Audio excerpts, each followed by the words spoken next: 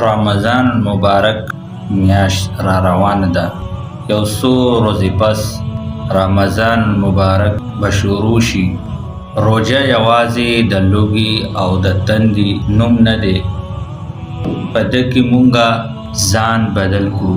روژې میاشت مونږ ته ښایي چې مونږ خپلې ژبې د دروغو نه وساتو، خپل سترګې د ګناهونو نه وساتو او خپل زړونه د کینې نه پاک کړو. مونږ رمضان مبارک پیژندلی دی چې رمضان مبارک وایي څه ته. رمضان د صبر میاشت ده، د بښنې میاشت ده او د الله تعالی ته د نږدې کېدو میاشت ده. که مونږ روژه ونیسو زمونږ اخلاق بدل نشي نو سوچ وکړئ، کېدای شي دا زمونږ آخري رمضان مبارکي او بل را روان مونږ ته نصیب نشي.